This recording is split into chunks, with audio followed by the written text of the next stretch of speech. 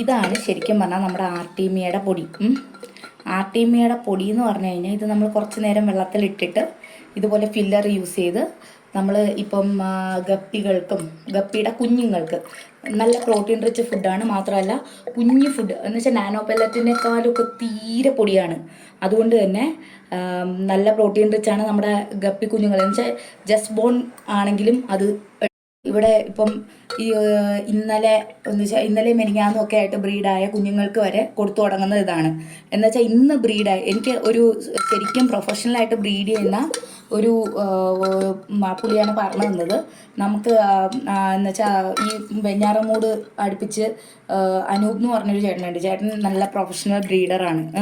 അപ്പോൾ ചേട്ടനാണ് പറഞ്ഞു തന്നെ ഈ ഗപ്പിയുടെ കുഞ്ഞുങ്ങൾക്കാണെങ്കിൽ ശരിക്കും പറഞ്ഞാൽ ഈ ഫീഡ് കൊടുത്തു നോക്കൂ, നല്ലതായിരിക്കും എന്നിങ്ങനെ പറഞ്ഞു. ഞാനിപ്പം അക്വേറിയത്തിൽ കുഞ്ഞ് ഗപ്പികൾക്കുള്ള ഫീഡ് ഏത് കൊടുക്കും എന്ന് അന്വേഷിച്ചിട്ട് പോയപ്പോൾ പുള്ളി അവിടെ ഉണ്ടായിരുന്നു. പുള്ളിയാണ് പറഞ്ഞു തന്നെ ഈ ഫീഡ് നല്ലതാണ്, ഇതൊന്ന് കൊടുത്തു നോക്കൂ എന്ന് പറഞ്ഞ് പുള്ളി പറഞ്ഞു തന്നാണ്.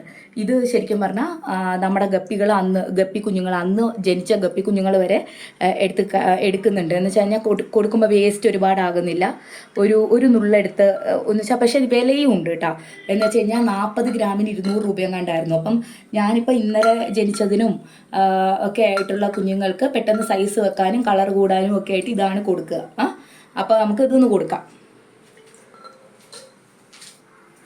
ഇത് ഒരു ടൈപ്പ് ബ്ലാക്കിൻ്റെ ഞാൻ പറഞ്ഞില്ലേ കുറച്ച് അച്ഛനമ്മമാർ കഴിച്ചു തീർത്ത് അതിൽ ബാക്കിയുള്ളതാണ്.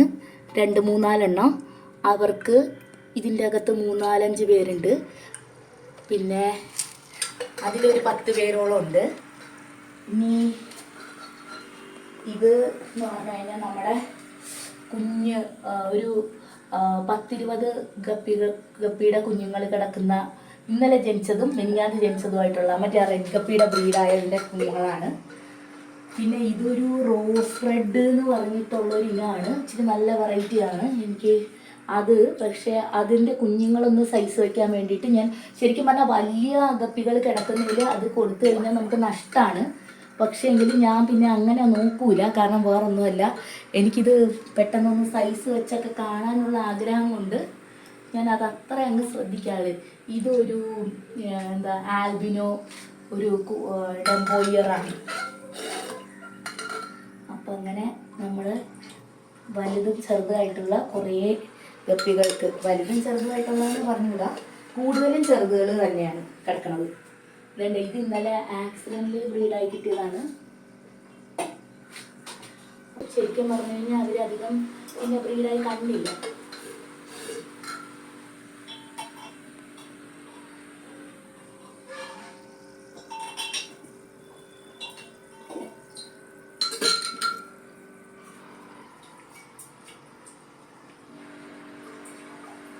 രണ്ട് കുഞ്ഞുങ്ങൾക്ക് ഇതൊക്കെ തന്നെ ധാരാളമാണ്.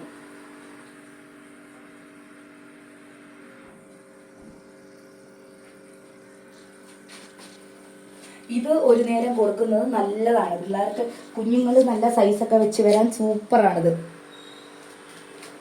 വലിയ ഗപ്പികൾക്കും ഇത് ഭയങ്കര ഇഷ്ടമാണ്. പക്ഷേ എങ്കിലും വലിയ ഗപ്പികൾക്കും കൂടെ കൊടുത്തു കഴിഞ്ഞാൽ മുതലാവില്ല. കാരണം നല്ല വിലയാണ് ഇതിനെ. എന്ന് വെച്ച് കഴിഞ്ഞാൽ ഏകദേശം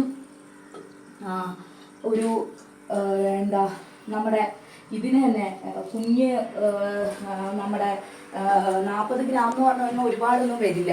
ഈ 40 ഗ്രാമിന് തന്നെ 200 രൂപ എന്ന് പറഞ്ഞു കഴിഞ്ഞാൽ ഒരു 3-4-5 ഇതിലൊക്കെ ഒഴിക്കണം എന്നുണ്ടെങ്കിൽ തന്നെ ഒരു ടൈം നമുക്കൊരു 4-5 പിഞ്ച് വേണ്ടി വരും, 4-5 ചോക്ലേറ്റ് വേണ്ടി വരും.